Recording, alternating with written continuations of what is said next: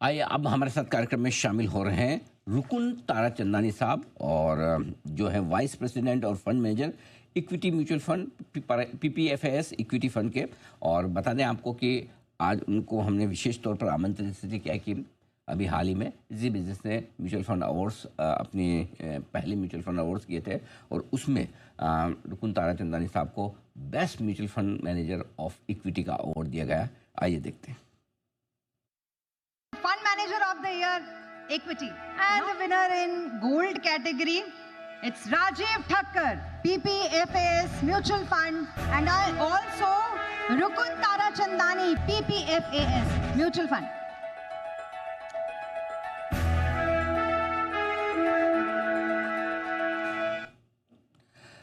रुकुन sir show में पहली बार आए। मैं थोड़ा सा उनका परिचय आपको दे दूं।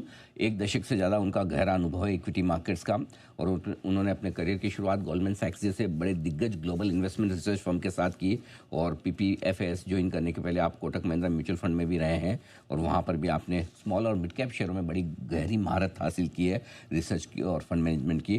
क्वालिफिकेशन के लिहाज से देखें तो आपने MBA फाइनेंस की डिग्री हासिल की है, MS की डिग्री आपने हासिल की है डेटा में नॉर्थ वेस्टर्न यूनिवर्सिटी से, बीटेक की डिग्री हासिल की है आईटी में निर्मा यूनिवर्सिटी से, आप से CFA भी हैं और क्वांटिटेटिव फाइनेंस में आप सर्टिफिकेशन भी रखते हैं, यानी कि ढेर सारी क्वालिफिकेशन है। रुकुन सर सबसे पहले तो आपको बहुत बहुत बधाई। आप और राजीव ठक्कर सर दोनों ने मिलकर बेस्ट इक्विटी फंड मैनेजर का अवार्ड जीता है, वो भी गोल्ड कैटेगरी में, यानी कि देश के आप सबसे बेहतरीन फंड मैनेजर हैं। ये अवार्ड आपको मिला है, उसके लिए बहुत बहुत बधाई एक बार फिर से।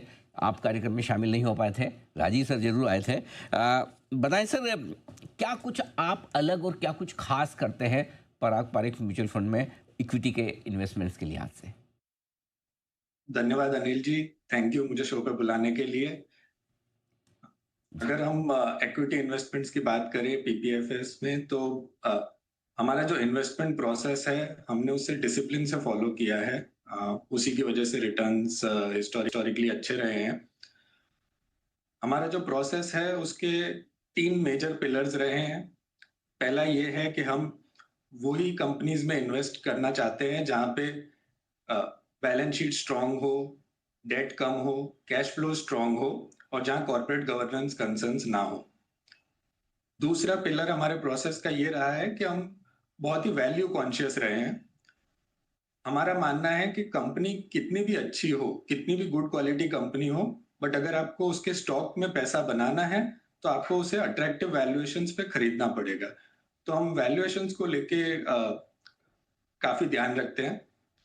तीसरा जो हमारा पिलर रहा है इन्वेस्टमेंट प्रोसेस का वो ये रहा है कि हमने कभी भी अपने आप को 100% इन्वेस्टेड रहने के लिए फोर्स नहीं किया है। जब मार्केट्स एक्सपेंसिव रहे हैं, जब स्टॉक अपॉर्चुनिटीज नहीं मिले हैं, तो हमने पोर्टफोलियो में थोड़ा कैश बिल्डअप होने दिया है। इसका फायदा ये हुआ है कि जब मार्केट्स करेक्ट हुए हैं तो हम वो कैश से अट्रैक्टिव वैल्यूएशंस पे डिप्लॉय कर पाए हैं, जिससे लॉन्ग टर्म रिटर्न्स को हेल्प हुआ है।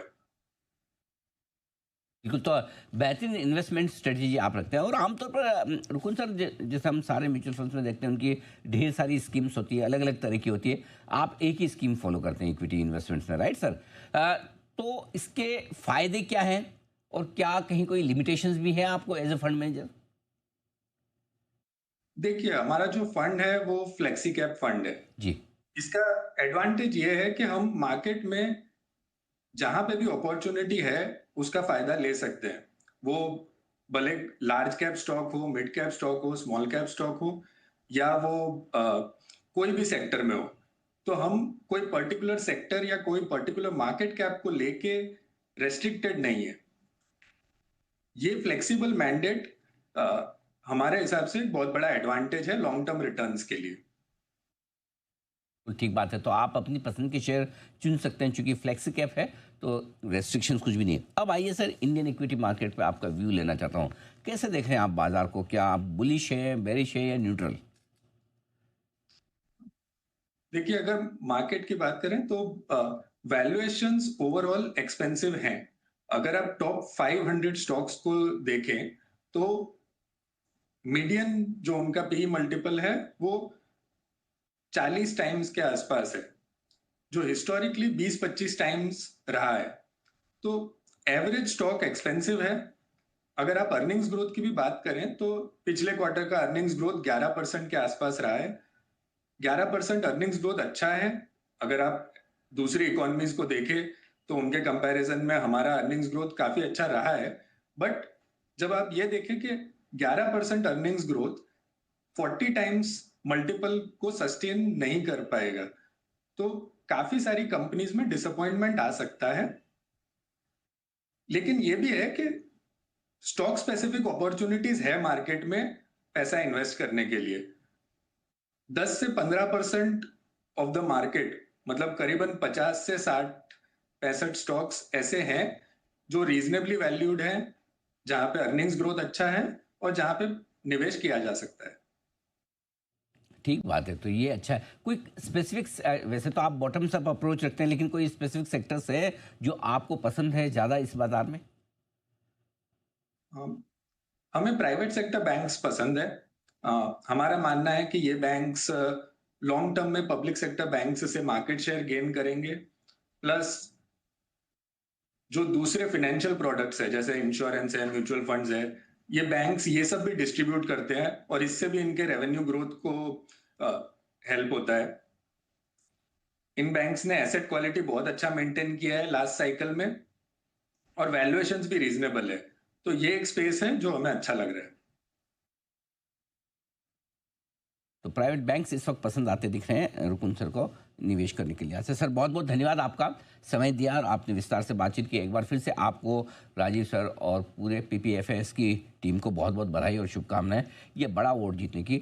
Mutual fund of the year, fund manager of the year equity का गोल्ड अवार्ड, यानी कि सबसे बेस्ट फंड मैनेजर के तौर पर बहुत बहुत धन्यवाद सर। आइए